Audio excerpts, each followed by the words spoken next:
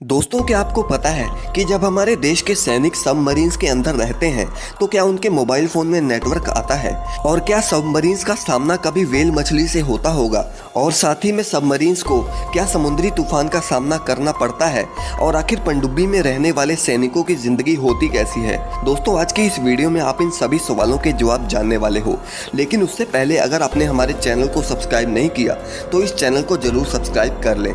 दोस्तों, आइए सबसे पहले हम बात कर लेते हैं कि क्या सबमरीन्स को सुनामीस और या फिर समुद्री तूफान से जूझना पड़ता है।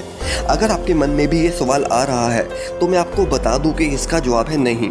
दरअसल सुनामीस और या फिर समुद्री तूफान चाहे कितना भी बड़ा हो, वो समुद्र की गहराई में ज़्यादा से ज़्यादा 20 से 30 फीट तक ही इफेक्ट करता है, जबकि पनडुब्बियां समुद्र में 400 फीट तक होती हैं, जिस वजह से सबमरीन को इससे कोई इतना फर्क नहीं पड़ता। लेकिन हाँ, कई रेयर केसेस में सबमरीन 10 से 14 डिग्री तक घूम जरूर जाती हैं।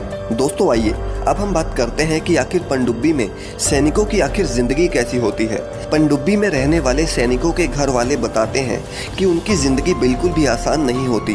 वो 1 से 1.5 महीने तक पानी के अंदर लगातार रहते हैं। उनके परिवार वालों को बस यही पता होता है कि वो ड्यूटी पर जा रहे हैं। इससे ज़्यादा उन्हें और कोई भी जानकारी नहीं होती। परिवार वालों को ये तक नहीं पता होता कि वो अब वापस आएंगे भी या नहीं। जो सैनिक पनडुब्बी में होते हैं उन्हें नहाना तो दूर बल्कि दाढ़ी बनाने का भी मौका तक नहीं मिलता, क्योंकि पनडुब्बी में पानी की बहुत कमी होती है। नौसैनिक अगर 30 दिन के लिए पानी में रहते हैं तो उन्हें मुश्किल से करीब 3 बार नहाने का मौका मिलता है, और उसके लिए भी सैनिक को पहले हायर अथॉरिटी से परमिशन लेनी पड़ती है, क्योंकि हर सैनिक को दिन में 3 से 4 मग पानी ही नसीब होता है और ब्लेड जैसी चीज का इस्तेमाल करने से उन्हें मनाही होती है। उन्हें कुछ खास तरह के कपड़े दिए जाते हैं जिन्हें वो 3 से 4 दिन पहनते हैं, और फिर उन कपड़ों को फेंक दिया जाता है। और फिर उन्हें खाने के लिए बिना तड़के वाली दाल, रोटी, चावल और सादी सब्जी दी जाती है। पनडुब्बी में खाने का सामान बहुत लिमिटेड मात्रा में होता है। अगर ताज़ा खाना ना हो तो उनके पास पहले से एक खास तरह के टिन के डब्बे में खाना होता है, और तब वो सैनिक उसे खाते हैं। खाना बनाते वक्त इस बात का खास ध्यान रखा जाता है कि कहीं धुआं ना उठे।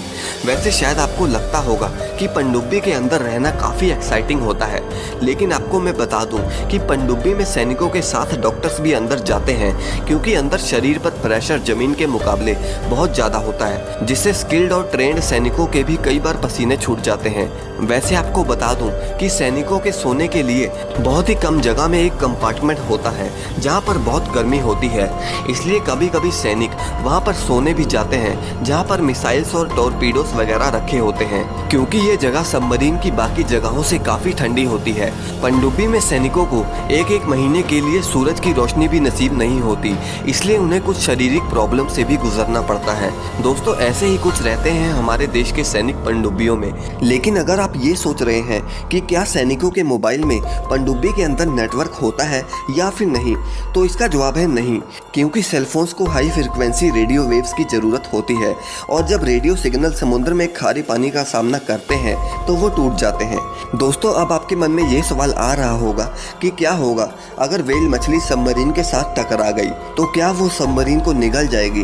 दरअसल मैं आपको बता दूं कि ऐसा बहुत ही रेयर केसेस में होता है कि कभी कोई व्हेल मछली सबमरीन से टकरा जाए। दरअसल व्हेल मछली जो आवाज़ें प्रोड्यूस करती है उसे सबमरीन दूर से ही डिटेक्ट कर लेती है, और वो व्हेल के रास्ते से पहले ही हट जाती है। वैसे दोस्तों, क्या आप कभी सबमरीन में जाना चाहोगे? हमें कमेंट सेक्शन में ज़रूर बताएं, और वीडियो अगर पसंद आई तो इसे लाइक और शेयर जरूर करें, और आगे भी ऐसी वीडियोस के लिए चैनल को सब्सक्राइब करना ना भूलें।